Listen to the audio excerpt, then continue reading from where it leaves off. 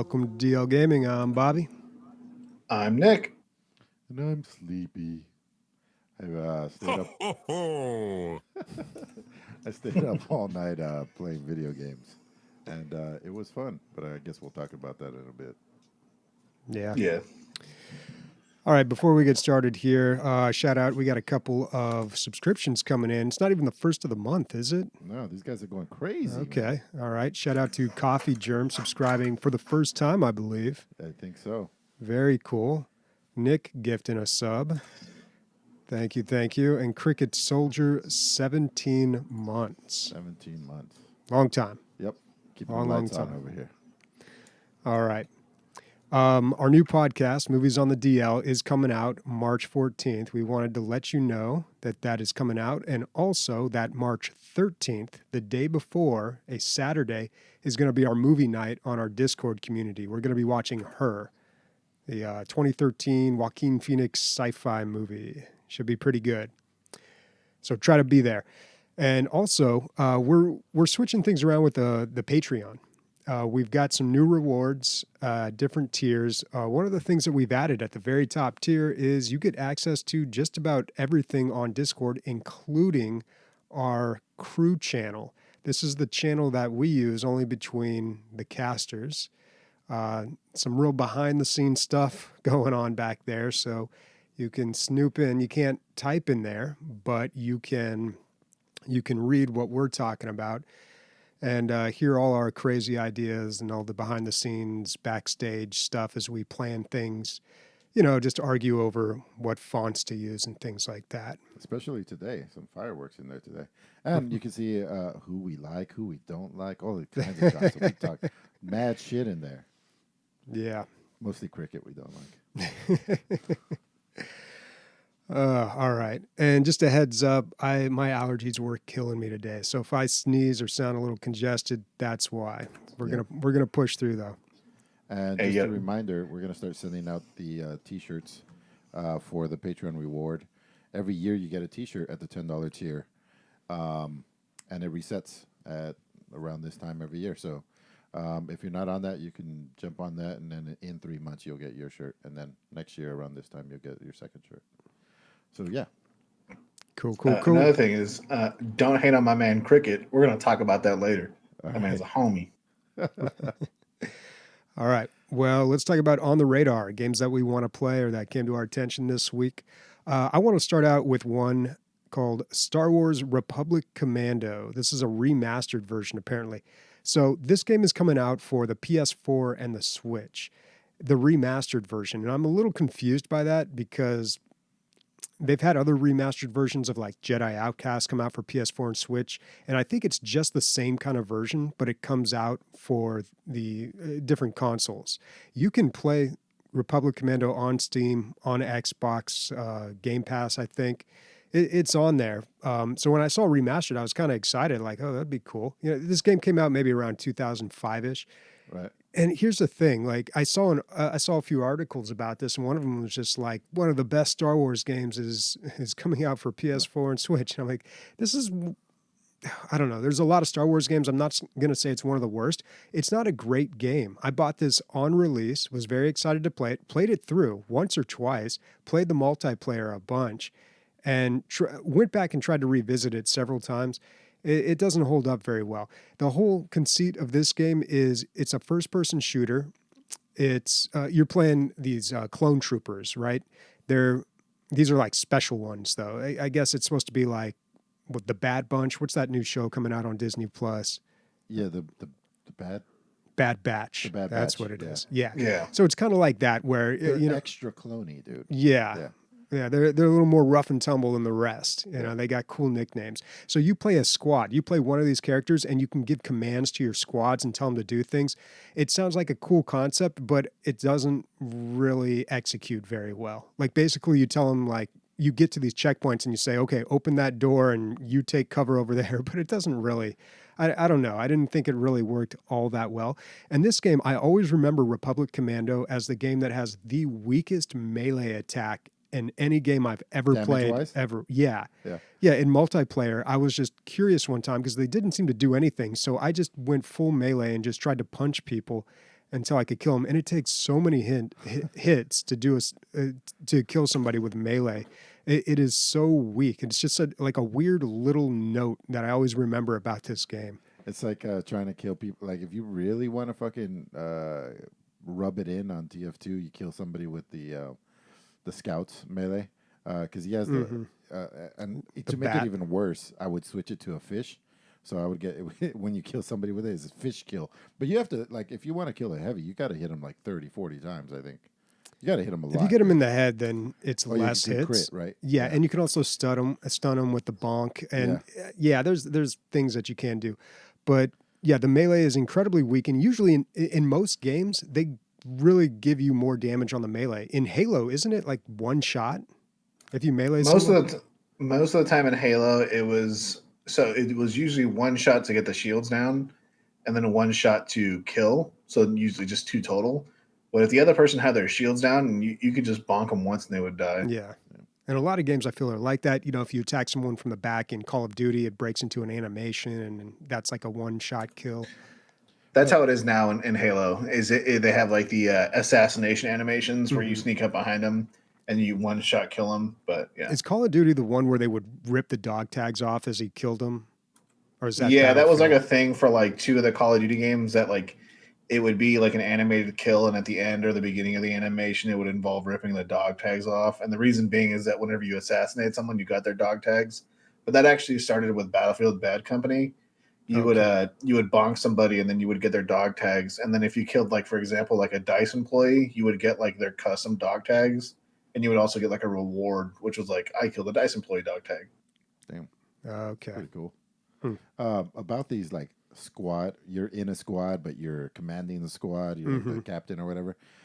Almost always, it doesn't work very well. And then on top of that, you get to a point where, like, I don't think I really have to command, like, if you just I'll just run through and kill everybody. Yeah. Why do I need to be given like exactly doing all this strategy? Yeah. Their default settings is to like move forward and attack. You can alter that a little bit, but that's all you can basically do. It's never done. No. And they've tried to do it. I want to say the first time they really tried to do it was in Daikatana, you know, that famous John Romero game that went horribly wrong. But that game, you had one partner that followed you around, and they had so many issues with that. There's been a community patch that has kind of fixed a lot of that, but on release, like that game really didn't work well. But they've attempted to do that in several games, the whole squad thing or partner thing. I feel like in this game, like the thing that they were advertising, I remember when like being a little younger and being like, oh, this seems really cool. And like the one thing that they were like advertising is that it was supposed to be like Rainbow Six or like Ghost Recon, where you could do exactly that, like the squad leader tell your guy to put his back against this wall and then fire in when you go in and all that stuff. And like you said, it just never really translates well. Yeah. The more tactical Star Wars. And it happens in other games too, where they just introduce something that seems really cool and they really play it up in a gameplay trailer. And then when you actually play the game, you're like, no, I'm just going to mash this button. Yeah. that seems to work pretty well. I'll just keep doing it. Or the other option is to kill everything yourself, and then your squad mates are just behind you, just there to revive you, just in case you fall. That's how it works if you ever play Left 4 Dead single player. That's just how it works. They just all cower behind you, and you're the only one just. Yeah, they don't help at all. There was that one game I played, Clive Barker's Jericho, where you have a whole team and you can switch between the team members. Yeah, that's cool. Yeah, that one came out in mid to late 2000s. Wasn't that horror game where you're in a prison? There might have been a part where you're in prison. I don't know, but it's the one where you have like a group of 6 people. They're part of this like special supernatural team that handles like supernatural events, kind of like Fear, I guess, that game. But you can switch in between them during combat, and they all have different attacks and different abilities. So it made it a little bit more interesting. Cool. What else we got? I've played 2 of these games already. Did you pick up Urtuk, Nick? No, I was taking a look at it, and it looks amazing. I know you brought it up a while ago, and it seems like a couple of people are actually streaming it right now, like on Twitch. And I always love the that art style. I forgot what game it is. It's like Darkest an RPG Dungeon. Game, like a dungeon crawler. What's it called? Darkest Dungeon. Kind of Darkest. I love that art style, and then just the way the animations are in this game and the character design look really good. I do love a tactical game every now and then.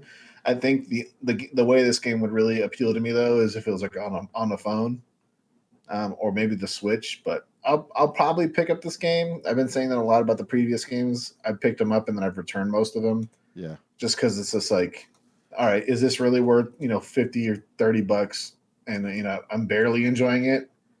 But you never know. Like most of these strategy games, I have 1,000 hours in Total War Warhammer. So this game is good, man. Yeah, it's one of these things where I picked it up for the aesthetic, and then you start playing it, and it's actually a really good tactics game. What keeps it fresh and keeps you going is there's a lot of classes, like a ton. There's a lot of class mixing too. If I have read correctly, right? I'm not sure. I played it for probably 3 hours. I don't think I got to the class mixing unless it's doing it automatically.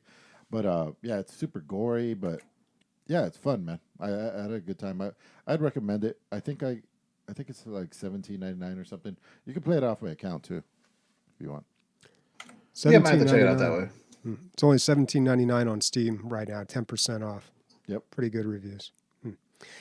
Okay, there was a game that I did want to bring up as well called Nox Archaist.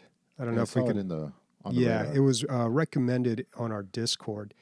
And what's crazy about this, it's just Nox, N-O-X, and then I believe Archaist with an A. But what's strange about this game is you look at the graphics and they were so old school. This is like hardcore 80s old school graphics. And, it might be a good RPG game, but the game is $25. And I saw that price and I was like, wow, like how hard of a time would you have selling this game for $25? We're looking at it right now and you can just, you can see that it's just, it looks exactly like a game I've seen before that I can't recall. I don't know. Maybe I want to say that second Legend of Zelda game on the NES, but even lower graphics. Like they are very, very old. Like this could run on a 80s computer. But I don't know. It's something says like, hey, if they're charging that much and the graphics are that bad, the gameplay has got to make up for it and be absolutely amazing. Well, how are the reviews? How little it has? There's very few of them, but they are positive. Okay. And it's not in early access. Like it's out to buy. I think it recently came out. Yeah, December 2020, so not that long ago. I don't 12 whole reviews, dude. This is crazy.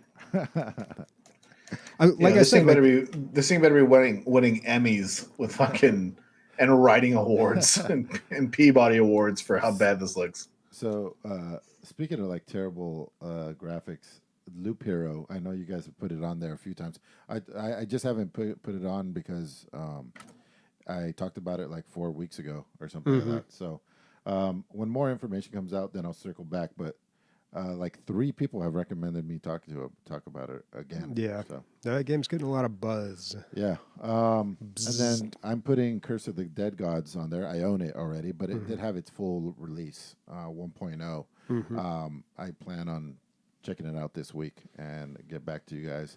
But I mean, even based on what I had already played before 1.0, it was worth the price of admission. It's a really good game. I think if it wasn't for Hades, because it's similar. Even kind of looks like it. Even kind of looks like it, but like the title art is what I'm talking about. The game itself kind of looks like it too, but just like the font and the text, the way they made it look. But also the camera angle, the text. I mean, there's a lot going on. But this is a darker game where you have to control your madness and how crazy you're going. A lot of Darkest Dungeon stuff in here, especially the art too. I think this would have been the breakout roguelike last year if it wasn't for Hades. But really? Now, yeah, it's very, very good. It just didn't get its due. Sometimes you come out and you're up against Star Wars at the box office, right, Bob? Yep. So yeah, I'll let you know. It's already good. It's already worth it. But I'll let you know how much better it got. Cool. All right. Last game I wanted to bring up is called Fights in Tight Spaces. I saw when this game was announced. It just came out February 24th, and I saw it and I was going to bring it up, but we had so much for the on the radar section that I didn't want to add yet another thing. But this is it looks like an isometric turn-based tactics game, but it is card-based combat. You have a deck of cards, you pull some random ones, they allow you to use certain moves, which I feel like is a real popular thing right now, and I really enjoy those games. And this has a very interesting look to it. It looks almost like Super Hot, but in an isometric. It's all everything is white. It's all white everything except the characters, which are you are black. You are like this dark silhouette character, and then it looks like there's some characters that are like heavily shaded in one particular color, either red, green, purple, whatever. So it's very striking visually.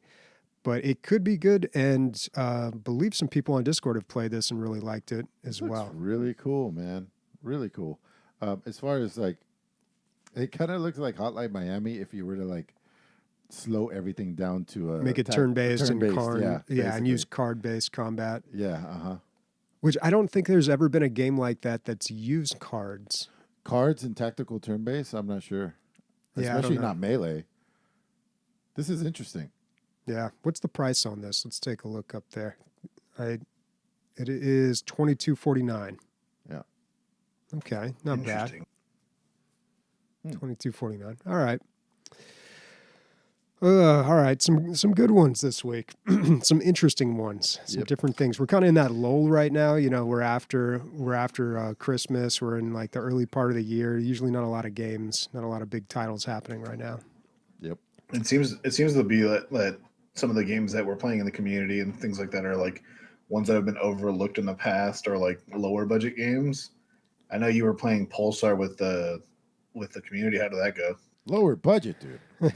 You're talking about top notch. Well, it's a small team. This game is $25, and at games like this, I balk at that price. I'm like, 25. That's kind of where my limit is. $20 is like, okay, I'll take a chance on it. But for some reason, once you go beyond that, it's like, I don't know. But I'm so glad that I have this game. This is such a great game. It's made by a very small team, so the updates don't come out very quick.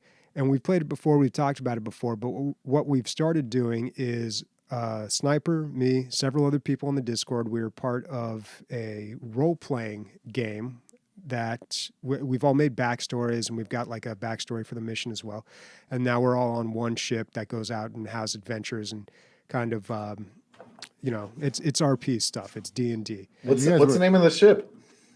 The ship is the Pulsar Skate. Yeah, it's a deep cut that's for what any you guys Star named Wars it? fans. Oh, okay. You guys were taking this shit serious because I hopped in not knowing that I forgot that you guys were RPing. I hopped in and I was like, "Hey guys, how's it going?" And everybody ignored me and everybody stayed in character. I was like, "I'll just sneak out of here." Yeah, get the fuck off our ship, dude. How'd you get on? Yeah. Well, I play a robot, and we've got one other robot, and we're both using an application called Voice Mod. Great little application, by the way.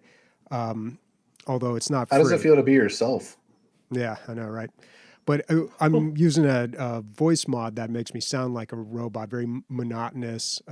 So it kind of helps because doing the voices and role-playing stuff I can never do. I'm just like, I don't know. Unless it was like, I could probably do like a Southern accent or something.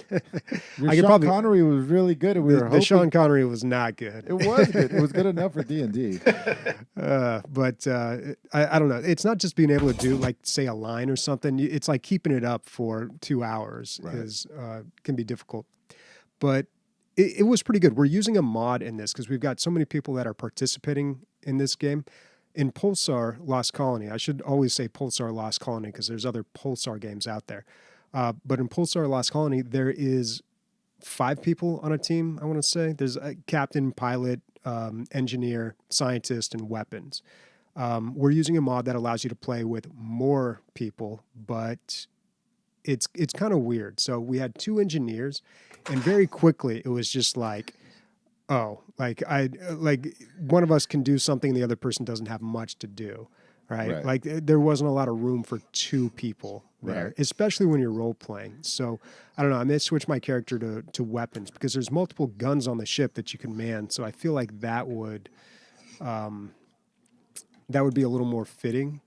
Is there an actual robot character, or you guys just? There's 3 races. There's robot, human, and Sylvasi. Oh, okay. Sylvasi are like these weird aliens that don't need oxygen and wear a little like space helmet.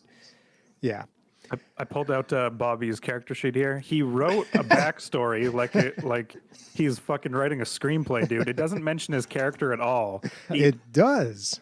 My character's not in it. He's being spoken I love about. how you put more effort in this than our goddamn D&D campaign, you ass. Well, I mean, like I had to do I'm the just backstory, and then I was just like, I don't know, what do I do? And then I had an idea, and then it developed more and more. And then I thought, what if I just make the whole thing like two guys at a bar having a conversation, and they're talking about my character, and then later you find out at the very end that the guy that was being told the story, that person is the pilot. So the pilot kind of knows my mysterious background, which we don't even know is true because just some random guy at a bar was just telling the story. Interesting. Yeah. So I went a little overboard. Could you imagine if this is the best shit you've ever done? Like you just knocked it out of the park. Fucking women are crying in the streets after reading it. Well, I don't know about that, but this game is fantastic, man. Like this is a game that I would love to play more of, but it really requires having a team of people. And a team of people. There's so much to explain about the game. Like if somebody's new, and you can't really, you could play with like one or two, I suppose. But it's just so great when you get a team of people that are committed to playing it. So what happens? You guys get a mission done? Oh, you know what did happen? We died on like our second. I don't even know if we made it to our first mission, but we totally blew up. We died on the way, and then someone had the bright idea. They're like, "Wow, it was awesome that we just died in a simulation of our mission and not the real mission." Right. We were like, "Oh, okay, we'll roll with that." We'll roll with that. Yeah, and unfortunately, and I think this is part of the mod where you have multiple, you have more than 5 people, and more than one person can play each class. When I reloaded after the simulation, my talent points reset to what the other engineer had, and I lost all my gear, like just completely gone. So I was a little disappointed about that. Sounds like you guys might have to be starting over, huh? Or at least your character. I don't know. I don't know if I switch my character to a weapon specialist, if I get to choose my talent points again. It's not a huge deal. It really isn't. But there still is Pulsar Lost Colony is already like, there's some issues that you'll run into, some technical things, some little things. It's a very small team. So when you put mods on top of that, you're just kind of magnifying a lot of problems. Sure. They need to add like more classes like urologist or therapist. Just something to help around the crew. I don't know. I don't know. I think 5 is good, man. I think 5 is good. I played the Outriders demo. This is the game where I saw, every once in a while, your fucking trailer just tickles all the right jimmies, Mm-hmm. This game is supposed to be like Destiny, right? Or Destiny or Anthem. That's going to be the closest. Closest game is going to be Destiny for sure. Okay. But I just like the look of this a lot more. It's kind of like a post-apocalyptic. There you go. With it's like, I guess, cyberpunk, because everything's gone to shit and they still have laser guns. So there you go. So it's by Square Enix, and the graphics are pretty nice. I've definitely seen better, but we're talking AAA title here. They're great. They're really good graphics, but like in 2021, you got to be coming harder than this. I feel like sometimes it looks fantastic, other times not so hot. And I'm playing this game and I'm going through the story. You have to go through the tutorial or the prologue in order to play multiplayer. The camera is super janky. The story is just kind of like whatever. And I'm playing it. I'm like, oh man, this sucks. I'm really not gonna like this. It's too bad because I had high hopes for it. And then I got through the prologue, got with JP Diddy, and we start playing. And the combat's super fun. The combat was probably the closest it felt like was kind of like The Division, but way more dynamic, man. Like, because I guess they have melee bad guys too, and they'll just rush you. Like 12 guys will rush you. You have to move. It's not just ducking. You have to move constantly. You have to go behind their lines. The lines are shifting all the time, and it's nuts. You have 3 special moves, like 1, 2, and 3, and you can, as you level up, more options are available, but more spaces aren't. So you get your 3 and whichever ones you like the most. An interesting thing, and I might be wrong about this, but I think this is how it works. There's frontline characters. There's 4 classes. There's a tank, a mid, a rogue, kind of, and like a sniper, right? If you're in your role, you actually get healed when you do damage. So if the tank is killing people at melee range, he's getting healed the whole time. So it's telling you, it's incentivizing you to actually fulfill your role. I think the rogue gets, if they're doing damage from behind, sniper, from far away. So, it's trying to incentivize that. So, which was cool. Especially with the tank, I felt fucking invincible. I would say the best part about this game, well, 2 things. The setting is pretty great, like I said. And the other thing was the difficulty was like spot on. We barely made it through like everything that we did. Well, the very beginning was easy, but then as we kept going, it got harder and harder, but not too hard where we were like, oh, fuck this game. You know what I mean? It was just like just right. And for a demo to get that, I was really impressed by that. Oh, that's cool. As far as like $60, I don't see that happening. I mean, maybe. Is that going to be the price? Do you know? Yeah, we looked it up. At least John did. Yeah, this is like a AAA $60 game. Well, it's by People Can Fly. Now, that's a great studio. I don't, people always change within a studio, so who knows if they're the same, but that's the studio that made the old Painkiller games, and then they got absorbed or taken in by some other studio, and that's when they made Bulletstorm, I think. But yeah, we'll see. I'm not going to completely shut the door on it, but $60 is a hefty price. Yeah. $80 to pre-purchase. Oh, that's Canadian. Yeah. $80 fucking Canadian, dude. Holy shit. Yeah. 80 loons. Just to go on a totally different direction, a tangent here. I don't know if you can go back to YouTube, Sniper, but when we were watching that video, I wanted to comment on a thumbnail I saw of Linus Tech Tips.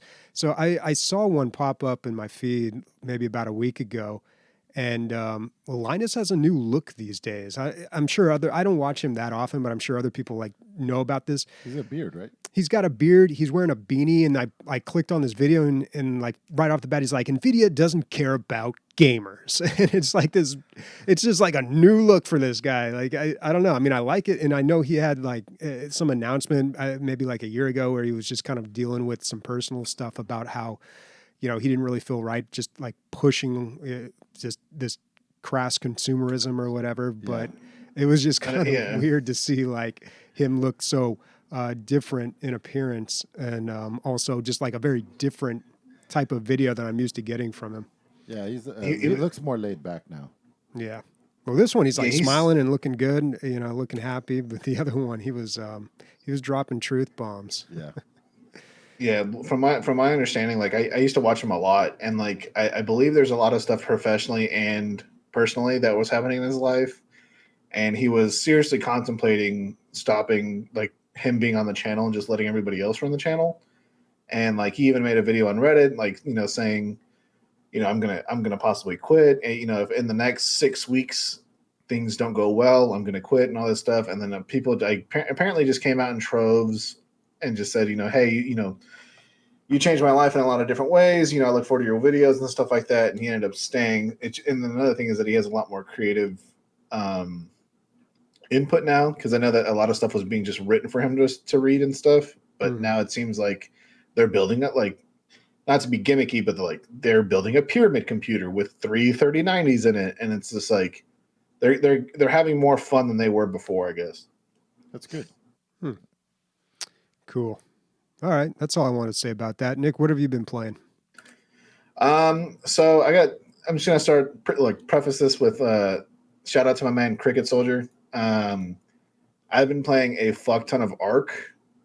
Reason being is that we went from Rust to Ark in my friend group, and as someone who's put over 500 hours in Ark, we just decided to play a new map that we haven't played. We have 8 new players. and like 5 experienced players and like 1 god. And that 1 god is Cricket Soldier. This guy is insane. Okay, just an example. There's these things called wyverns, and wyverns are considered like one of the most late game creatures you can tame. And having one of them is like a feat in itself. This man has like 16, and he's breeding them like hotcakes and selling the eggs, like to like other players. He's like running an underground like smuggling den of wyvern eggs. And I'm going to be honest, I bought one from him. So I hope it eats you, dude. It's hard because like even just raising them is hard. Like you have to get milk for them, and getting milk is like once again another feat amongst itself. Is like you have to knock out a female wyvern and then milk it while it's sleeping, which all while that's happening, you're either freezing or melting to death, and other wyverns are trying to kill you. And so you have to milk things in this game, dude. What the fuck is this game? That's so weird. So dude, if this is wyvern, how are you gonna get milk for it? You had, like I said, you have to knock out the mom, and then you gotta squeeze its boobs. I'm telling Sniper, be realistic, man. Where else are you gonna get wyvern milk than a sleeping wyvern? This is like Star Wars Episode 8. Like whenever you milk a creature, I don't know why. I don't. Maybe it's just a me thing. I don't like seeing the milk come out of the titty, so like blue and weird. You don't see it come out of the titty; it just goes in your inventory. You don't see the titty either. But one thing I will say about this game, and this game has been out for I think 7 years or 6 years. I can't remember. Well, the sequel is coming out. They announced it. Yeah, the sequel's coming out, and a movie, and an anime. So, yeah, with Vin Diesel. With Vin Diesel and Chris Pratt in the movie. Wow. And so I think this is arguably one of the best times you could get involved in this game, especially if you wanted to play with friends and stuff. This game is one of those games where it just has a super extreme learning curve. And as someone who's taught like 8 different people how to play it in the past week, I can just say that. And this is not to toot my own horn, but I literally, whenever I play with these guys, I'm not stopped talking. Like these guys are like, how do you do this? How do you do this? What does this do? What is this? I'm just like, blah, blah, blah, blah, blah, blah, blah. I'm like, oh, it's fun to teach them and everything. But if anyone in the DLG community wants to take part in my server, it's not mine, but in my friend group server, you're more than welcome to join. Cricket will help you. Cricket has like 3,000 hours. Well, that was last time that I checked in with him. I think it's up to 4,000 now. He said 5,000 yesterday. Yeah. And so, and dude, like as someone who used to be really sweaty in this game, I know what can be accomplished in like a certain amount of time.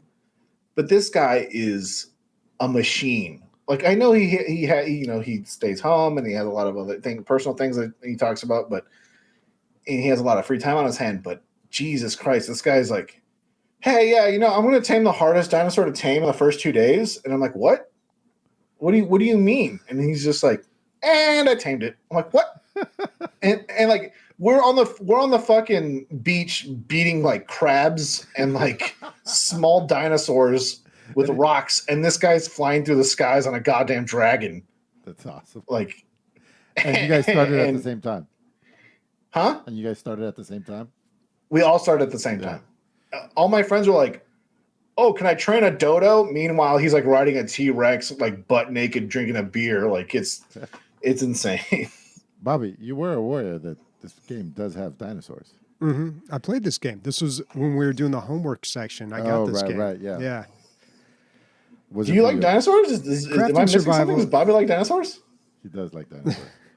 Yeah, especially when you can make them go home. Yeah. Well, now, like a lot of things that have been expanded since it came out, probably since like the last time you played it, you can breed dinosaurs, you can breed plants, like you can grow all different kinds of stuff. Mm-hmm. I played it a year and a half ago. Couldn't have been much longer than that. You've been around since like breeding dinosaurs has been like a really focused thing. The new thing, I shouldn't say new, but like the more prominent thing that a lot of people do now is that there's bosses in the game, and so they're like dungeons. And there's like puzzle dungeons, and there's like fighting dungeons, and there's like survival dungeons, and all these kind of things. And when you complete the dungeon, you get like a mat to be able to summon a boss. and the bosses are how you unlock like the alien technology. And so there's actually like an incentive to play. Like it's no more like kid in a sandbox kind of thing. It's more of There's goals. Hey, yeah, it's like, hey, we're working to our common goal. And you can't just be like, oh, I'm gonna tame 50 dragons or wyverns and like beat the game that way. Like the caves, you can't fit a wyvern in there. Like the biggest thing you can fit is maybe a raptor. So the devs have definitely kept up with the game and are coming out with more, and I'm more than excited to see what's to come. So when you summon a boss, you summon it inside or outside of the dungeon? So just a brief overview, you find cave, right? You go in cave, you kill mini boss, you get mini boss's horn, for example, right? Once you have mini boss's horn, maybe a couple other mats, you go to this obelisk, and there's 3 obelisks on the map, and you can summon a boss at the obelisk. You either fight the boss where the obelisk is, or you get teleported to the boss's domain, and then you fight him there. And so, I to be honest, in all my time of playing this game, I've only ever killed one boss. And it was the giant monkey boss. So if you fight the kind that stays around the obelisk, can't you have like 100 people jump it? Yes, exactly. And that's what a lot of people do. But like normally on a public server, if someone summons a boss, there's going to be people trying to like snake the kill. Right. And so they can get the stuff from the boss. And so what I will say is this game has a lot of DLC, and buying that DLC is definitely a plus. Like it unlocks more dinosaurs and things like that. But it also has a lot of free DLC. And one of the mods is called S+. And if anyone plays on a modded server, it's going to have S+ on it. And what that does is all the DLC becomes available on the free LC. And so we are able to craft things that are normally available on the DLC levels and stuff with the S+ items. And it's free. And so because of the fact that we were, teaching 8 new people how to play the game, we don't want to say, hey, can you buy this $40 game and then buy another $30 of DLC. Right. Instead, we went to the free one of the free new maps and decided to use S+, and everybody's loving it. And so we think next month we're going to wipe the server and then play on the newest map, which is Genesis, which is even crazier than what we play now because it has quests and it has missions and things like that. So it's the game is always improving.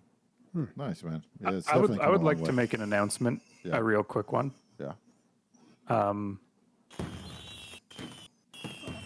We're introducing on the server a Wyram milk emoji. Thank you. Sounds good. If you drink the wyvern milk as a human being, by the way, like you can run and jump higher and faster, and you can like run for longer and stuff like that. Like it's essentially steroids. So, but yeah, no, the game's great. Bobby, if you want to try it out, you're more than definitely welcome to try it out again. If you already have it, like I said, you can pay the free LC. I know you're not that much into survival crafting games anymore, but yeah, not really my thing. But things change. Bobby, I played some Rock as well this week. Oh yeah, I bought that. The skin pack, the one with you're basically wearing dead aliens all over your body. Oh, the newest one. Yeah. I thought it looked fucking awesome. Those are dangerous, man. You look like a bug and people shoot you. Yeah. It happens a lot. I'm learning this. Yeah. But it's worth it for the cool factor. Man, I had a lot of fun, dude. Yeah. So you can get those skins, and there are also skins for the gun that you have to find out in the wild. So you can really look like a bug with all that. But yeah, it's a great game.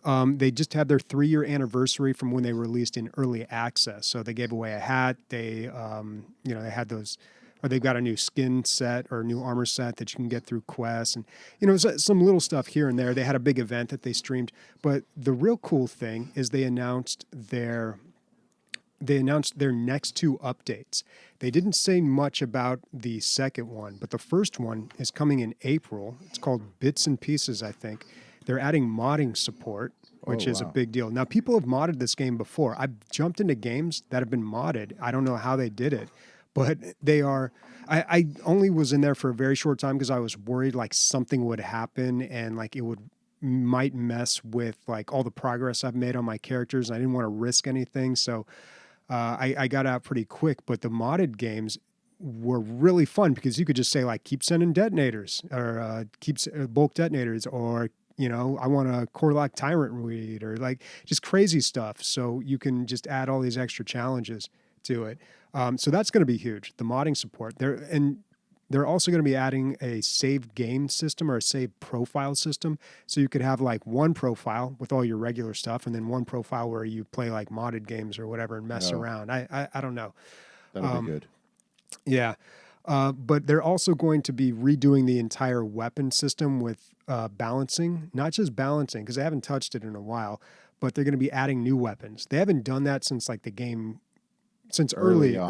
Like one of the first few patches, I think, is when they added the second type of gun. Like each class had two different guns, another primary and another secondary. The first year for sure. Yeah, but then after that, nothing. Yeah. So adding new guns is like a really big deal. New overclocks, and then just retweaking everything. So that's going to be pretty interesting. And then they're adding a new mission type, which would be cool as well. Like that'll just add to the variety of it. So big things happening for this game in the future. And yeah, I played a little bit just today actually, and started working on some quests. And it's still just an awesome game. It's a free-to-play weekend right now. This will be over by the time the episode comes out. But if this game is on sale, I highly recommend picking it up. I played with someone who had just picked it up not too long ago. Only played a few missions on his own. And we played like a Hazard 3, like don't want to do anything too difficult. We're like, kind of easy. So we bumped it up to Hazard 4, and it was like, kind of easy. So I don't know, man. I feel like the game's getting easier, or maybe I'm just getting better. It's easier, man, because I remember not being able to do Hazard 4s when I was actually well practiced. Mm-hmm. I went in with like no practice, and we had a new player, Maven Star, and we were getting 4s done. So I feel like it's easier. I don't know, though. Yeah, I really feel like they need a Hazard 6. I play Hazard 5s all the time now. That's what I queue up for, unless I have a reason to. Otherwise, like I'm playing with somebody who isn't at that level, and it's no problem, really. Yeah. Like sometimes some crazy stuff happens. You get a bulk detonator or a Tyrant Weed in the wrong spot, or something, goes sideways. But for the most part, it's just, I don't know. It does seem easier. Yeah. Yeah. One of the times we did a 4. And we never even made it outside of our capsule. We shot aliens until we ran out of bullets. Like in that first cavern, just nonstop, dude. Just waves and waves and waves and waves, and we never finished. So we ran out of ammo. We died. Did you try any of the new missions? The escort? Not the escort. Just the pipes. The pipes, man. Oh, okay. I was commenting. No game has done that before. That's like their own thing. You have to find these wells. And I mean, we've talked about it before, but then you gotta map out the pipe that's gonna go to the well to pump to extract the stuff.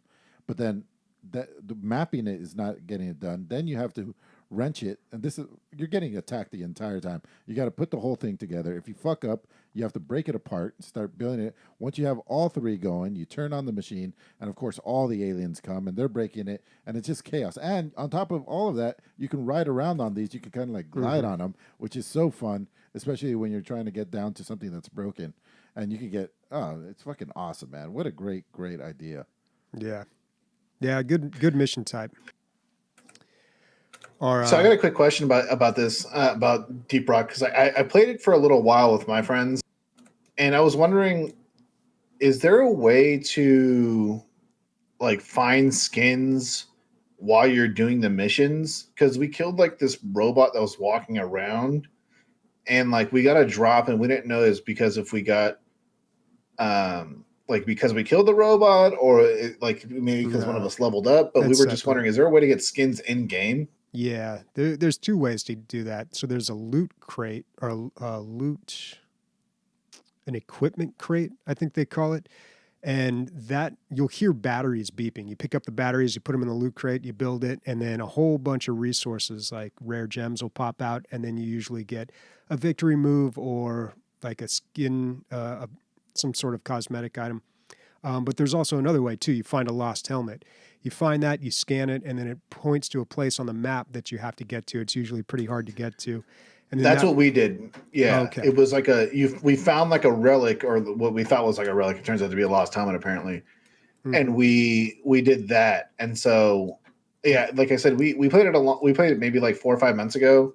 Yeah. We plan on picking it up again, but we were just wondering, hey, are the DLC just, not the DLC, but are the cosmetics just money grabs, or is there like anything to them? Well, the cosmetic items that you buy, you can only get by buying them. And of course, those are some of the cool stuff. But the stuff that you find in game, no, anybody can find those. Plus, you can buy a lot of other cosmetics at the base. I think with the helmet, the only thing you get is the cosmetics for your pickaxe, though. I'm not exactly sure on that. Yeah. And the modding, dude, I think we're going to see new. I mean, depending on how much. Well, here's my thing. Like, are they going to make it so those mods count towards your level? Because then you could just like mod a level that just lets you get so much XP and gold. I think, well, what Binding of Isaac does is like you can't make any progress on your main account. That's probably why they're giving you a second save file so that you can play modded games. Without breaking the system. Okay. Like it doesn't really count towards your shit. It's just for fun.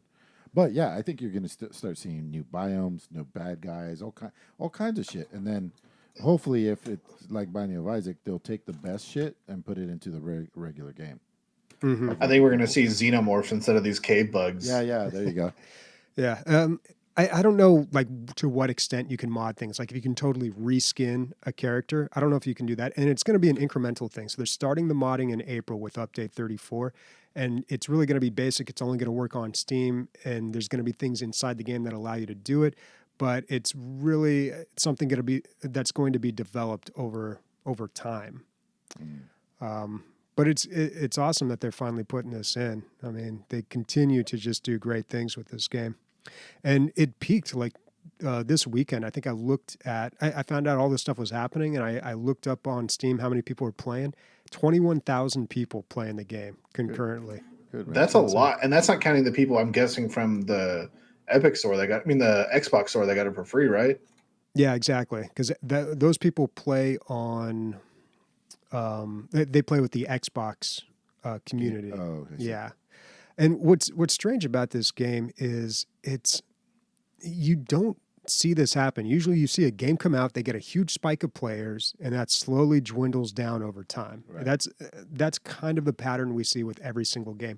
This game, they came out 3 years ago. They had a good amount of players, and it's continued to grow just steadily. We've got the graph up here on steamcharts.com. Like, it's just been kind of like a slow, steady rise there with a few little ups and downs in between. But that's what we call the DLG ramp, dude. The ramp. Yeah, very rare that it happens, but that's just you waxing poetic for the last 3 years, probably.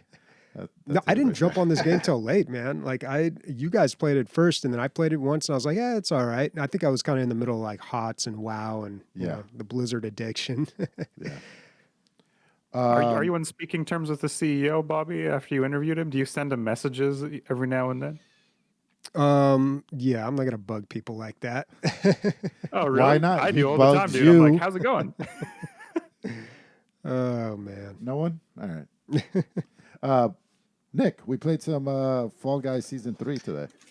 Yeah, speaking of visiting old games, Fall Guys. Yeah, when you get these lulls like Bobby was talking about, it's a great time to clear out the backlog. Or if not, you're talking about this game like it came out so long ago. This is less than a year, wasn't it? Yeah, but it's not popular. I mean, it's not something that we play all the time anymore. Mm-hmm. I didn't even have it installed, I don't think. But yeah, we're looking at something to play, and this popped up. Season 3 kind of has like a snow. It's a winter theme. Yeah, winter theme. Yeah. Snow and not Christmas, just snow. Last season was medieval. It's quite different, like going medieval even as a theme is completely different than just snow, but whatever, it works. It's just a silly game. You guys all know what it is. It's like obstacle course in goofy costumes. The costumes are so great that they make you want to spend money constantly, right, Nick? Even if you just play this game. I've spent money on the costumes. I've bought the tokens that you can use for the prime currency and stuff. And I dress as like a little ninja, but dude, they're so good. And there's so many nuanced skins too. Like there's streamer skins, which is kind of a commonplace thing now, but like there's like a head grab skin and like a scout skin and like all these other things that like there's my friend Pedro skin. So there's just a wide array of skins. And that's somebody on the inside like working, dude. You got to make a lot of phone calls, a lot of emails for each one of those skins to happen. You don't just do it. You call them, you work on it together. That's a lot of work. So I'm glad that they do that because that's how they make their money. That and they put together a good game. I stopped playing it because cheaters became a really big problem. Nick, you said you saw some cheaters today. I saw 2, and they ended up getting eliminated the next round. Oh, okay. So. Which was weird because like there's a level where you're running against a tide essentially, or like a treadmill going the opposite direction, and then the level will shoot what's it called, like logs and fruit at you, and it's just a very simple level. I believe it only occurs when there's below 25 people. And they managed to run against the treadmill without any impedance. And so they just ran in front of everybody. You can super tell that they were cheating. Yeah. Like they were a solid 10, 20 feet in front of everybody. Well, hopefully. And then they end up. Hopefully the game kicked them off when it detected. Maybe that's how they got disqualified. Well, something that I remember we would talk about. Hey, there's cheaters, and a lot of people stopped playing because of that. And there's people bringing it up on the subreddit and things like that. Was they essentially started having cheating banning montages on YouTube, and like they would ban people live. Like you would see it in the chat, like Gooey Gamer was banned, for cheating, and it would show you in the lobby. And so I think they've fixed it for the most part. Maybe not catching everybody. You know how there's people that new cheats and shit like that. And I would think with the popularity of like the skins and everything that there might be money behind these accounts. There might be people want the skins that because there's skins that you can only get by spending crowns, and the only way you can get crowns is by either experience or by winning games. And so if you're going to cheat to win games to get crowns to buy super hard skins, you're gonna. That's why there's money behind it. So there's the motivation for it, I guess. Even though a bunch of assholes, but it definitely wasn't as bad as when I quit, for sure. No, yeah, I remember the last time I played, and I quit for the same reason. There were cheaters. People were just floating across the map. Yeah, and it was bad. So good on them for getting it under control. What else you got, Nick? So I have a very weird thing to announce as far as like things that, obviously I got to mention 40K at one point or another. Warhammer 40,000 is coming to Magic the Gathering. Like the fantasy version? No, 40,000, the Space Marines. What the fuck? I had the same reaction, right? Like I was like, "What? This can't be possible. That's too much of a jump." Like they've had guns and stuff, but they've been like matchlocks and like pirate guns. They're not going to go to the 41st millennium and stuff like that. So there has to be a caveat. And so, for the last 2 card sets, they've been having these things called alternate cards, where my number one example is there's like a card where it's a 3/3, and then every turn it gains an ability, right?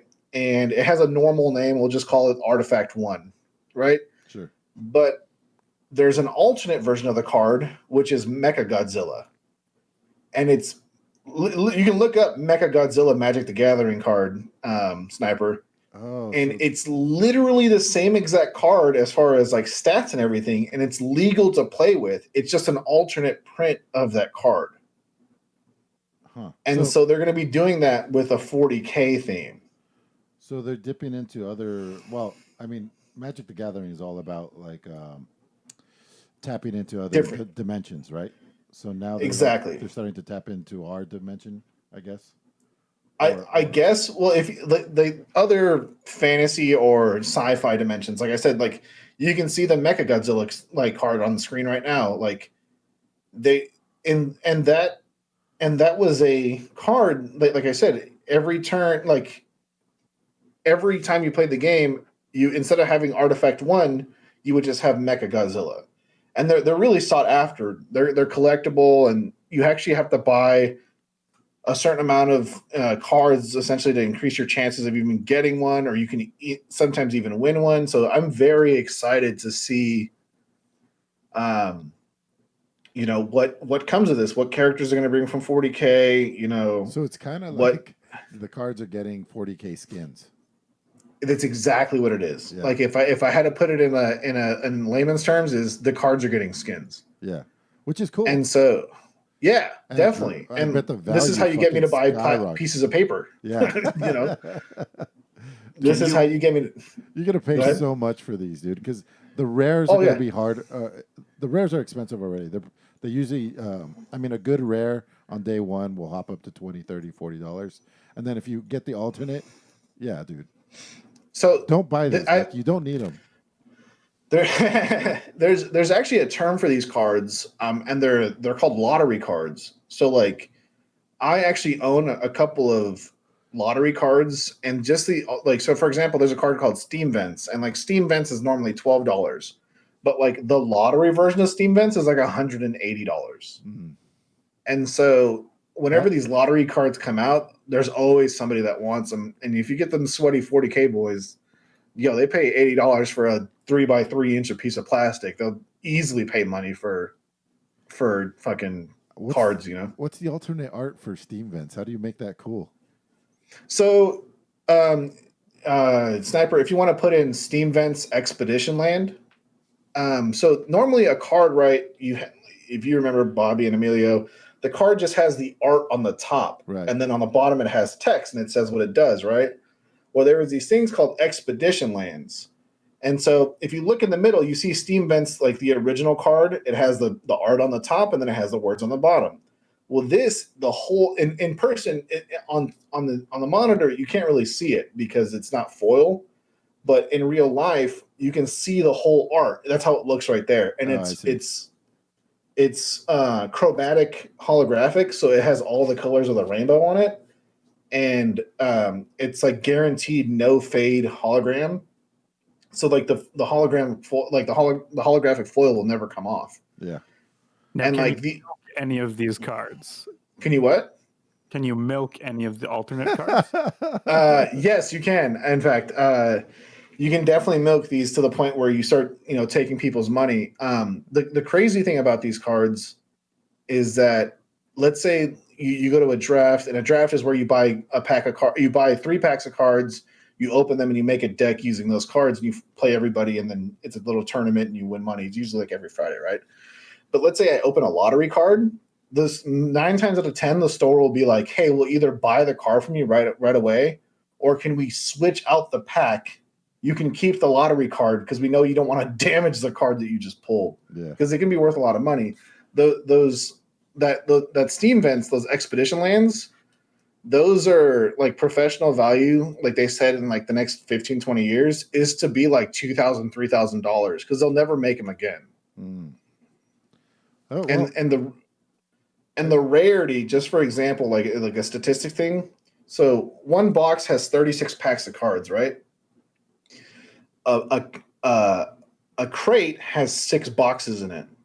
Most of the time, you only get one of these lottery cards and one in every 50 boxes. Yeah. And so they're very hard to get. And I think this is going to bring a lot of people to play Magic. Whether it be, these new alternate cards, and you're like, how does this relate to PC gaming? Well, Magic the Gathering Arena also has these cards, and which is the PC version of Magic the Gathering, and getting them is a lot different. You don't get them on chance. You actually have to buy the skins themselves or earn them. Right, because you can't sell things to other people, right? Yeah, you can't sell individual cards. Now, there are people that sell accounts. Yeah. Like, the game's very weird on PC because you get these things called wild cards, where like, let's say you buy a pack of cards, and you get a mythic wild card, and what that means is you can craft any mythic card with that wild card, and so people will sell accounts that say, "Hey, 100 mythic wild cards and 200 rare wild cards on it," and so you can make any deck you want. The Magic the Gathering arena, I think, is something that will. I don't think paper Magic will ever stop, but arena will definitely give it its run for its money. Yeah, in the future. Yeah, definitely. Especially how many. Dude, when they come out with it on the phone, it'll be game over, hands down. It's in beta right now. I saw it the other day. Yeah, it's so crazy, and like I said, I've spent a lot of money on arena. I spent a lot of money on paper, and luckily my investment on paper has come out to be even, if not a little bit more. But this is something that I had to mention because it's just such big news, you know. It's cool, man. I mean, after this many years, what is it? They're 25 years of Magic, maybe even more. What can you do? 28, yeah. How do you keep it fresh? Fucking reskinning cards. I think that's a great idea. Not only reskinning old cards, but reskinning new cards too, which is nice. Like there's a card called Murderous Rider, and then there's like an alternate version of it, and it's a Space Marine with a giant gun. Like, why not? Yeah, why not? And there's a lot of people that do not like this. That do not like. A lot of traditionalists are like, this is stupid. You're ruining the game. Like, I'm not playing Magic the Gathering to play Space Marines or to play as like Godzilla. I came to, play as, planeswalkers and stuff like that. And those people are, going to be lost with the wind in time. Yeah. I did not sign up for a giant lizard. All right. I played the weird ghost, the weird liquid ghost, and that's it. All right. That's where I draw the line. I play oozes and bears. Okay. Oozes and bears, not giant lizards. Nick, I bought, I didn't buy. I actually stole a box of packs one time in my Magic the Gathering days. I was at fucking GameStop, and they had a box on the floor. The guy was stocking boxes, and he rung me up for whatever I was buying, and there was a box like 6 feet from the door, and I was like, boop! I kicked it out into the hallway, and I picked it up on the way out. Yeah, I felt really bad about it later on. You're a scumbag. But you know how many fucking drafts I played, dude? That was like, I don't know what the value of that is. Over $100 for sure. What's crazy is like there's a very prominent YouTuber, and his name is Alpha Investments, and his real name is Rudy, and his whole lifestyle has been investing in Magic the Gathering since Alpha, right? And this dude is just insanely accurate in his predictions on like how a box of cards will be valued later, because usually like a box of cards when it comes out, like if you buy it from a retailer, is like $119 to $130, and it'll be like, oh, in a month it'll be $160, and people will buy like 100 boxes and then sell them for like a $30 profit. Damn. And this guy, and he's usually right like 95% of the time, and he's predicted all the lottery cards and stuff like that, and he's actually been how do I say this? Like, he's been denounced by Wizards of the West Coast. Like, he used to be an official Wizards of the West Coast channel, and then they were like, we can't sponsor your shit anymore. Yeah. And it's just so crazy. Like, the world of Magic has gone from popular to even like pop sensation now. Cool. Damn. Yeah. That was like 40 minutes on Magic, dude. Good job. I'm gonna do another. I'm gonna try a little more succinct with my Borderlands 3 talk this time. I'm trying to get my characters back up after I lost my character, so I couldn't decide if I wanted to play Mose the soldier or Zane the spy gadget guy, and so I just gave them both I took them both up to level 10 to see which one I really liked more. Their personalities, I don't like. Flack, my main character, he would make me crack up all the time because he's like he's a robot that just became sentient, so there's a lot of wiggle room there for jokes. These ones are just kind of like generic or whatever. But I ended up going with Mose. So she, like I said, she's kind of like diva. She pulls down this robot, and but if she's in a confined space and she can't, there's like a smaller version that she rides on the back of, and you can control and like use a gun on the back of it, which is really cool. Yeah, man, I do really like Borderlands 3. I mean, I just played it I played it the first time, and now I'm playing it 2 more times just to see which character I want to go forward to. It's just, I like the gameplay loop. I love the art. I love everything about it. I'm a sucker for Borderlands. I'm not saying it's a fucking 10 out of 10 game, because it definitely isn't. It just happens to tickle my pickle. Gross. All right. Gross. It's time for listener questions. Before we do that, quick shout out to Falcon K21, subscribing for the first time. Thank you very much. Thanks, dude. Falcon Punch. Also, Tag Loro gifted a sub to Major Muchacho. Thank you. Thank you. All right. Appreciate it. Time for listener questions. First one is from Warconius. Bobby, since you have no plans for your Steam library, can I have it when you die? I'll pay for the notary to amend your will and testament. Yeah, dude, here's the thing. When I die, it's going to be a long time probably till that happens. Let's hope. But once the cybernetics begin to fail. Let's say I die in 50 years. So 50? Yeah, 50. So I'll be 87. I think Bobby's got 50. I think he's got at least 50, dude. Yeah, hopefully. I don't. Wow, you never know, dude. Well, all right. Yeah, Bro, I don't really live that dangerous. Soylent preserving the insides of his body. He's definitely from 50. Yeah, like I take pretty good care of myself, but you never know, dude. That stuff doesn't matter. Then you get old and like it's like, hey, surprise, cancer. It's just like you never know. But let's say 50 years. So imagine somebody giving you like all their games from 50 years ago now. Yeah. You know, like For is sure. that going to be? I don't know. Thanks for Pong, old man. We now play real life war with robots. Yeah. That's a video game, so fuck off. Yeah, I totally agree, dude. Nobody's gonna be, and even it's all gonna be like kind of like right now where you could just emulate everything that's ever been on NES. There's gonna be some website or whatever that you just type in any game you could think of. Yeah. There's already websites where you can download legally for free games that just nobody cares about, like Star Wars Rebellion. Yeah. You can get that for free online legally. You can just download it and play it because it's like a 20-year-old game, but just nobody really cares about it. So, go for it. But plus, like when you die, like people, I always think about what you talked about, like, because you spent some time doing junk removal and you'd often clear out people, the places of people who had died, their relatives hire you to clear out their place. Yeah. They just throw that shit away, dude. Coin collection, stamp collection, whatever they valued, all this stuff that they saved and hoarded. It's just like, just toss it, dude. Like, nobody cares. I told Minnie Del Macho came and worked with me for make a couple bucks, and he's like, "Are we just gonna throw all this dead lady stuff away?" And I was like, "Dude, it's important until it isn't." And he's like, Yep. Oh, shit. It really is. Like, the only reason your shit's important to you is because it's important to you. It literally doesn't matter to anybody else. That's why I don't get caught up too much on like sentimental stuff. I don't think. It's actually, I have. I'm not going to go on a full rant about this, but I have a dead person's story about magic and someone being a really good person and ending up. This lady's husband passed away. He was an alpha and beta collector. Like he bought, dozens of boxes of both.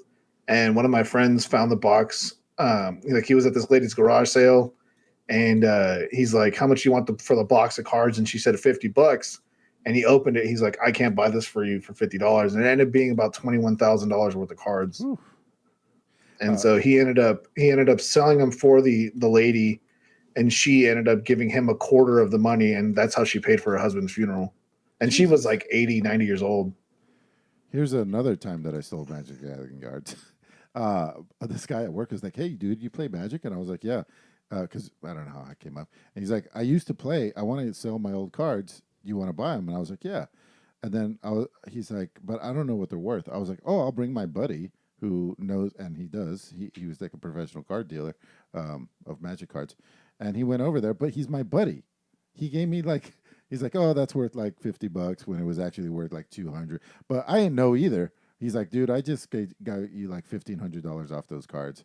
He's like, we could make $1,000 right now if you want." I was like, I spent like $300. It was probably worth, probably $2,000 or something like that. Wow. I had a Black Lotus. Ever show it to you, Nick? No, you never showed it to me, which you should probably keep that just in case you ever need to pay for your own funeral, because that's like upwards of $17,000. No, mine was white bordered. Yeah, it's still like $3,000. Yeah, at the time I sold it. I sold it for I think $900 at the time. Warconius has another question. It says there are lots of games coming out featuring cats more than usual. Do you think this has something to do with lockdown, like gamers being lonely and really wanting a pet? I don't know. I've always wondered why there aren't more cat games, because that's such easy clickbait on the internet, dude. Right. Like any cute cat video, just millions of views. We have Goat Simulator. We don't have Cat Simulator. Or do we? Because you're going to be sleeping for 80% of the game. Yeah, that's true. There's a lot of cat games out there, but they're all like super low budget stuff. Oh, there it is. Cat Yeah, they're all like what was that? Green deal, whatever Steam used to have, where Green Pass, Green Light. Yeah, they're all like green light cash grabs where they'd put them up on there and then like give away 100 free keys if you upvote this, so they could release on Steam, and then you'd get cards on yours so people would get it, and you'd sell it to a bundle site, so they just sell it. Like it was a racket, man. It was a racket. I'm just thinking of that meme where the boss is talking to the three people in the office, and the other guy, the guy in the back, is like always has that idea. He's like, "We're gonna need a new concept for a game," and he's like, "What about cats?" And they throw him out of the window. And you just can't honestly bring up a cat game in any kind of business setting. I don't think it's gonna do well. If you're one dude, you could get it done, but yeah, it's not gonna happen. I've never looked this up. There's so many fucking cat games, dude. Any good ones though? Like, find me an Overwhelm. Oh, there's one right there. Overwhelming. Cattails. It looks so good. Cattails become the cat. It's an RPG where you're a cat. The tagline says, like Stardew Valley, but you're a cat. Wow. Cat goes fishing. What? Yeah. But see, it's a lot of stuff like this. It's kind of like visually like, oh, haha, that looks cute. But like, who's going to like actually play this game? Oh, apparently they're all overwhelmingly positive. What the fuck? Oh, the cat lady. I've heard of that one. That's a horror one. Find me some sales numbers for these games, bro. Yeah, I don't know. See, like a lot of these games that I'm seeing, I've seen in like bundles. Yeah, of course. That get sold for like $3 for 12 games. Curse that magic cat. All right, let's move on. I'm going inside. All right. Next one from Sheer Ponage. He asks, many of us have full-time jobs, kids, and other commitments that leave us little time for our PC gaming hobby. How do you find balance between real life and gaming? The answer is I don't, man. For a long time, we actually altered the podcast because I had to start talking about other stuff. Now, but life has changed again, so I hate to even bring it up. It's a whisper. It's a fart on the wind. Right now I'm getting like 2 hours of free time because the whole house goes to sleep at like 9, and I don't really realistically have to be asleep until like 11. So I get like 2 hours of fucking solid free time. I played a lot of Borderlands this week, guys. Wow. Yeah, it all went into Borderlands. But I'm gonna be bringing back a few of my old ideas. They're like the thing on Steam that tells you. It cross-references the popularity and score versus how little time you've put into it, and it kind of offers you up, hey, you haven't played this cool game in your library. It's like a backlog. It's a website? No, it's inside of Steam. Like it's one of their experimental things. It's built in now. I don't think it's even experimental. But anyway, I'm going to go through one each week. This week, I think it's going to be Deep Sky Derelicts. And next week, it'll be Journey. Deep Sky Derelicts. I beat that game. Oh, I know you beat it. Yeah, that one's pretty good. I had a good time. It's not as good as a lot of other games like it. Deep Sky Derelicts. We're thinking of the same thing, right? Yeah, it's the one that's like Darkest Dungeon. Yeah, looks like Darkest Dungeon. Yep. Yeah, it was a good game, but it's not as good as Darkest Dungeon or some of the other games similar to it. I enjoyed that one though. Nick, you just sacrificed all your sleep, right? So yeah, I hate to share too much about my personal life, but just having a baby and only being married for 3.5 years, That question is very rough for me to answer. The main reason why I play video games isn't really for myself anymore. I mean, that's like an asshole way of saying that, but it's just a way for me to communicate with my friends back home in California. And I definitely see that strain on my relationship with my wife. And I'm trying to tone back to how much I like, even how much I play now, even less. Because when we first moved in together or like first started dating or got married, I would play like 7-8 hours a day, and she'd be like, "Dude, are you just gonna play video games all day?" And I'm like, "Yeah, Yeah. What's the problem?" But now having a child, it's way different. And that's not not the main reason. Like I said, wife goes first. Have your wife, have your life. Fuck, I'm gonna be a live, laugh, love dad right there by saying that shit. But you hit the nail on the head. For me to actually play games for like a worthwhile duration, because there's not many games anymore these days where you can just play for an hour, right? Like if I play Ark for an hour, I can't do anything important. I might be able to collect some wood or some stone, and that's it. Like I'm not going to train a dinosaur. I'm not going to do anything like that.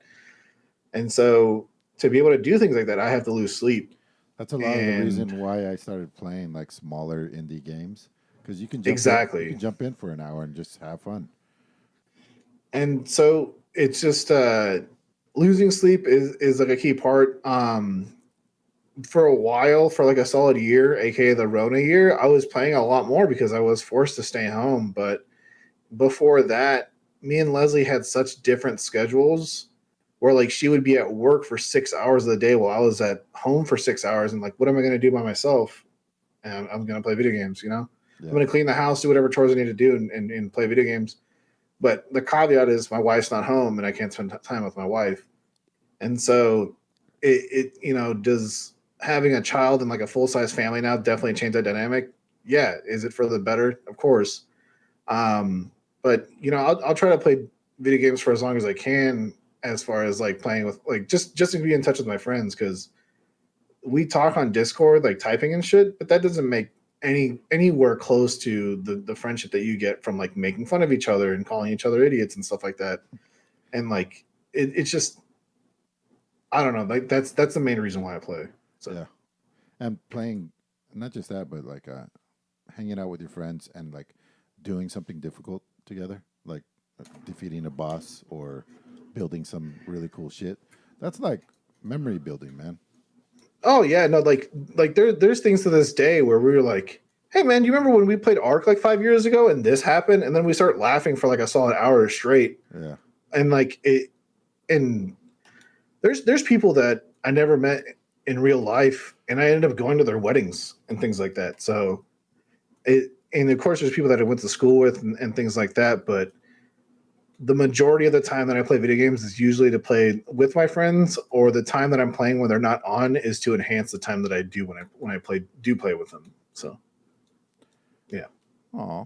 And that's how I connect with you, and you're my uncle. And when the once a month or once every 2 months that I play with Bobby, so that's how I connect with Bobby. So and the shittiest thing about the whole situation is not anything that has to do with family or anything. It's the time difference. I'm 3 hours ahead.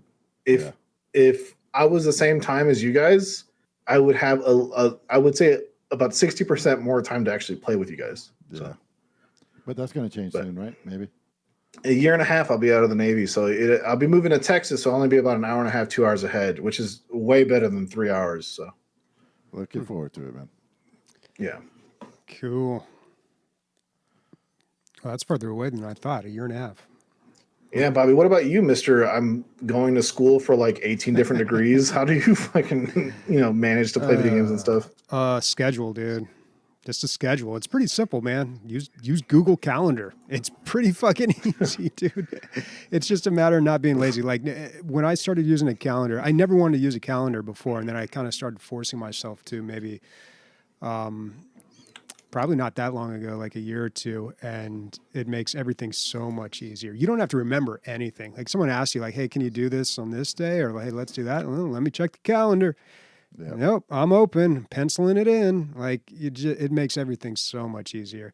So yeah, dude, that's why Fridays are my day. Like right now, just with the way my life is right now, like Friday is just the day that I can get all my gaming in, and sometimes I can get a little bit in here and there throughout the week. But I'm doing a lot right now. I mean, work, school, this, another podcast we're starting up. I'm doing like 10 hours of piano a week. I'm doing like 15 hours of French a week. Like it's just, it's piling up. Yeah. Yeah. And it's just like, I've never done this much before in my life, but I think I can do it just because if you schedule things, then it makes it so much easier. The problem is if a curveball, if something just comes up, and things do, dude, emergencies come up, and that really throws a wrench in everything. It makes it so much harder to be flexible and deal around that. But yeah, like Sam calling me, come home right now. Fucking Luna split her face open. I'm like, oh God! Jump in my truck. I drive home. She bumped her lip, and she was bleeding out of her lip. It was the fat lip, is all it was. Oh. But split her face open. It was what I was. That was the reported. Oh Jesus! Wow. Yeah. See, kids change a lot like that. Yep. Like they change everything. But also, it's just, God, I don't know. I had another point to make, and I can't quite remember it now. Slipped my mind. Bobby, so this is something that I talked to my real life boss about. There are people that live to work and work to live. Would you say that you live to work? I don't know. It changes because I would say learning French is working, or learning piano is working, right? Because anytime you're learning something, it's almost work. Yeah, no, it is difficult, but it really depends on your motivation for doing it. And it makes a huge difference. Like if you practice an hour a day and you keep looking at the clock, you're like, okay, 45 minutes, 30 minutes, 15 minutes, like you're doing it for the wrong reason. And you're really not going to learn it that fast, and you're not going to enjoy it. And it's just going to be another chore that you have to do. But if you genuinely enjoy doing something, then you don't really pay attention to how much time you're putting into it. So like 10, 15 hours in piano and French, like that's an estimation, and plus with French, I'm counting all the French movies I watch. So that counts. So I don't know. I don't really think about it in time though. Like I genuinely enjoy doing it, but it can be exhausting. Like just that. And then everything else. Like there are times where I'm just like I need to take a breath, but not really, dude. Like I used to, if you start flexing your brain muscles, like it's just like working out your actual physical muscles, man. Like you can lift more, dude. I'm benching like 350 with my brain these days. Like, and it's no problem. It's no problem, dude. And I don't know, like when it comes to work, like I'm not learning French because like I want to work in France or it's going to expand like career opportunities or anything like that. I've just always liked French. I don't know why. Ever since I took it in high school, I was really interested. And they make the best movies, dude. Their movies are fucking weird. I love it. Can we get a little French, probably? a little Francais? I don't know, man. Like this goes out to everyone. What? What are we doing here? I don't know. Entertaining the masses. You say like, hey, can you say some French? Like, sure, bonjour. Yeah, bonjour. Can you say on Tuesday I'm going to the movies? Let's see. On Tuesday, I'm going to the movies. What's Tuesday? Le mardi, je vais au cinéma. See, that's the kind of stuff like when we would learn stuff in language school, it would be like that's the kind of quick shit you would have to come up with. Like, hey, tell me you're going on Thursday, you're gonna go to the movies, and after that, you're gonna go to your mom and dad's house and drink some coffee.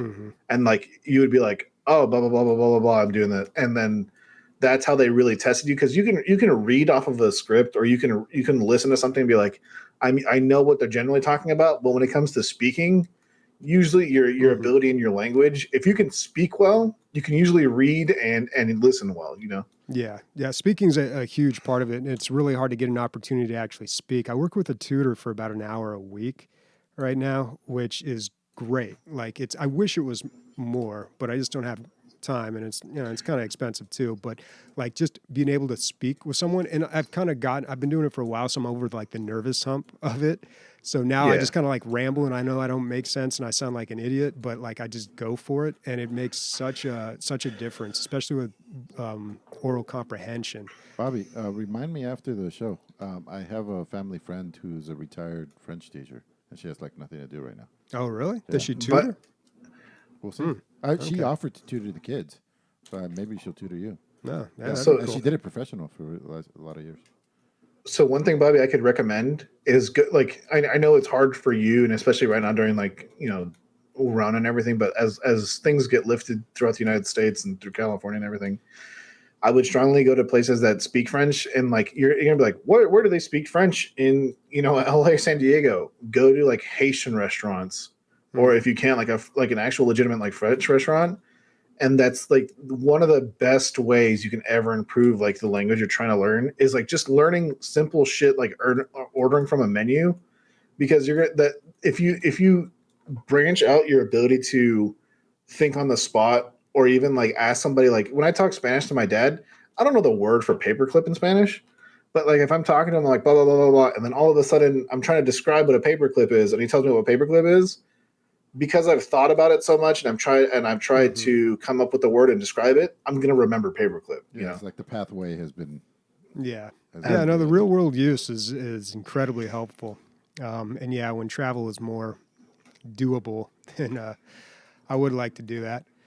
What's kind of funny though is you always run into words, and I think this happens with any language, but you always run into words that are just like the same in English, but just pronounced a little differently. Right. And there's so much of that in French, and there's so much that's like with French, if you add MENT to anything, like it's kind of like just adding an LY to something. Oh, okay. So you look at something like Claremont here, Right. part of town, Claremont, and then like clearly, it's like, like you start seeing the little things like that. But what cracks me up is like, there's a lot of food like that where they don't really, it's like, did they steal our words or did we steal their words? Like Almost always we steal their words, for sure. well, like some of the fancier ones, yeah, but like hot dog, dude. No, I think they got that from us. All right.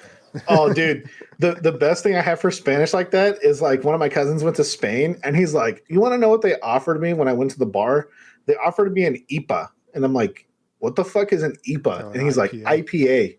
Mhm. Oh, He's yeah. like, "That's what they would call it." They're like, "¿Quieres un IPA?" Yeah. And they're like, he's like, "What?" They're like, una IPA. ¿Quieres una cerveza que es un IPA? And they would bring out like, it would clearly say IPA on the bottle. And he's like, "Oh," and he would tell everybody it's IPA. There's no chance he's changing the fucking way they speak at all. No, there's no. And like sometimes they do steal our words. Mhm. Bobby, I think you mean chien chaud there with your hot dog. She, hey, dude, they Is had that, their literally chocolate show. is that literally hot and dog? Yeah. It's literally hot dog. But in Quebec, they have it. They're so they want to preserve their culture so much, and they're very sensitive around. There's laws. If you're a business, you can only have so many English words up on your store. You have to have the majority of stuff up in French, and so. In France, the hot dog is like something you would say, but in Quebec, it would be chien chaud, and same with sidewalk and a bunch of other anglicisme that there's like they have a council of French dictionary people, and they come up with the French version of the word, and that becomes the official version. So it's kind of cartelly. Have you talked to? Yeah, Spencer in that's- French. Oh, right. No, we would text and message back and forth in French. Oh, you guys should totally play a game and just. But talk he's in got French. the Canadian French though. Oh yeah, that's, Yeah, you got that frozen French. Yeah. it's second rate. Let's be honest. You know what is Yeah, super that would- helpful though? Like if I talked a while ago about Duolingo, and that's great, but their podcast is like probably because I've listened to a bunch of like Learn French podcasts. Yeah. Absolute best one is the Duolingo one. And I'm sure that's the same for all their languages. Wait, the podcast for Duolingo? Mm-hmm. Oh, They do Duolingo does a podcast in French, in Spanish, in probably all Yeah. the big languages. And it's really good. They have a guy that will like start in English and then he'll add some stuff for context, and then they'll go to the French to the French part or whatever language you're listening to, and it'll be the person telling their story, and then like it'll jump back to like a little bit of context in English, and it goes back and forth. So you never really get lost, like fully lost in it. that was cool. Yeah. All right. Well, that was a bit of a tangent, but let's hop back on the listener questions here. Next question from Maven Star. If your penis was a luchador, what would its name be? El Cucuy, and which is the boogeyman. Spanish, and it would definitely be a midget. Yikes. Zanahoria blanco, aka the white carrot. I don't know. The white carrot. All right. Yeah, I don't know, man. I don't know what I'd. Come on, Bobby. The burrito They were noche. like- They'd be like el automaton. The burrito noche. I The always burrito thought noches, I like that. I thought Send you that to was- sleep after you get it, son. I always thought that would be a great name for like a Mexican superhero or something. Chris, you got one? No, I don't want to offend anyone. I don't, luchador. I don't even know. Okay. I That's right. think El Beluga, right? That's something. I don't know. That's a whale. Yikes. All right. Stormy asks, would you rather lose your thumbs or a leg? Tough call. Leg. I don't Yeah, know. probably Then a you leg. can't. Well, I hardly use them anyways. they The have thing is, if I lose amazing one leg, like, do I prosthetics. lose? Can I like do an exchange? Can I like lose from the shins down if I lose both of them instead? Or do I gotta like lose a whole leg? Because if I can lose both shins down, I'm becoming Blade Runner, man. Yeah, Like- some of those bouncy ones, man. They had to stop. People were turning in better running times with those bouncy legs Yeah. than, Yeah. than regular running. Bionic people. Definitely leg, because you can't jerk off without thumbs. Oh, you figure it out. Like, this is what I was thinking, Bobby. What do you think? That would work. You got the panini press. You get like this. You're like, you know. Okay. Yeah, but yeah, dude, prosthetics like for legs are incredible these days. Yeah. I've got a neighbor with one, and I've seen her sometimes at the gym, at the gym in our high rise, and no problem, man. Like you wouldn't even know when she's walking around. Like if she were wearing pants, you would have no idea. When she's at the gym, you wouldn't even think that there were any disability whatsoever. Like she still just tears it up on the treadmill, no That's problem. awesome, man. I would have opted for the machine gun, like in Cherry Kiss, I think her name is. Cherry Kiss. Oh, that Tarantino movie, Yeah. that Grindhouse one. Okay. Yeah, can't remember which one that was exactly. Warconius. Oh, Planet Terror. There we go. Okay. Warconius has another question. Is Zack Snyder much worse than Michael Bay? I feel like Michael Bay knows he's making bombastic, flashy movies, but Zack Snyder thinks he's good. Wow. Let's put a pin in this and answer it on movies on Yeah. the DL. That's a movies on the DL question. Yeah. Yeah. You can be our first listener question. That's what's up. Oh, that's Rose McGowan. That's who that was. Thank you. All right. Oh, okay. Because Sniper asked for a weird question, so here we go. Yeah. Making the question weird, would you eat your own vomit, one spoonful, before watching Justice League Extended? Oh, you know what? I'm totally going to check out that movie. I've been looking forward to it. I just want to see. I want to see how much. I don't know. I just want to see. After much deliberation, I would probably watch Justice League. I don't know. It's 4 hours long though, and I have such a hard time with really long movies. I'm kind of interested. I'm definitely interested in seeing everybody's reaction to it, but I don't know if I myself am going to watch it. But as far as swallowing a spoonful, don't you? Every time you throw up in your mouth, don't you swallow a spoonful? I mean, it is your vomit. Yeah, it's not. If I you got let it get IBS, so I cold- do that every day anyway. So If you let it get cold, that's when it gets gross. It's like cum in that way. All right. Falcon K asks, have you ever tried to make an in-game drink in real life?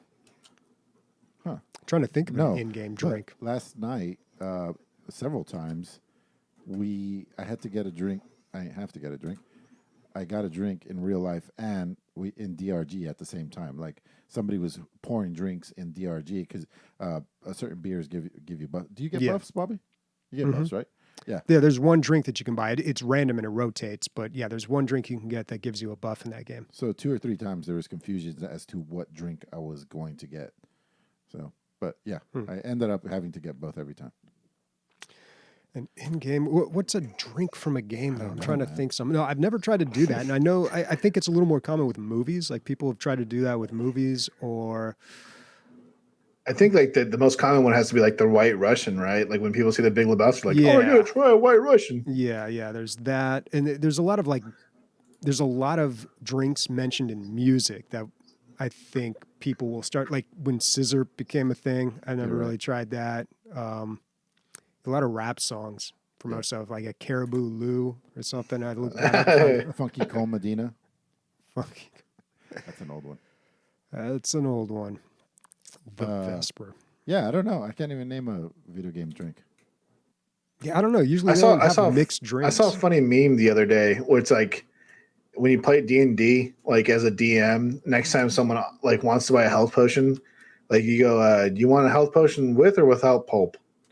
And like you just watch the face of your player just like That's just so gross. inquisitively go, what the fuck is a health potion with pulp?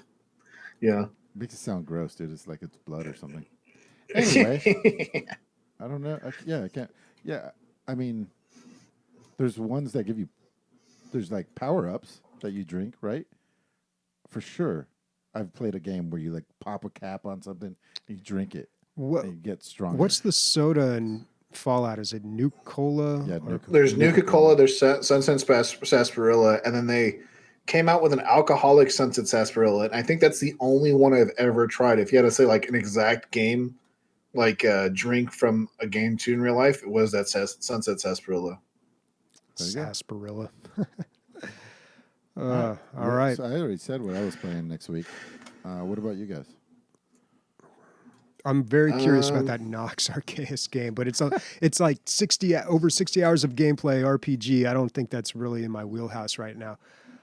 So I don't know. There's this is that weird time of year where not a lot of stuff is happening. So I'll dig through the backlog and I'll find something. Somebody had mentioned in chat Quadrilateral Cowboy, and that's a game that You played it.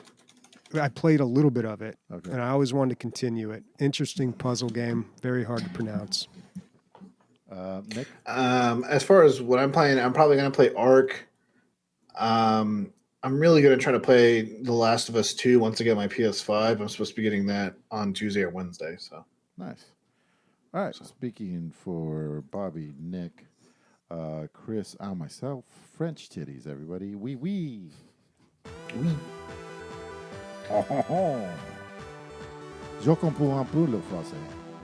Un peu, Yep. petit That's it, peu, right? Petitement. un peu, un peu, Un peu. un peu.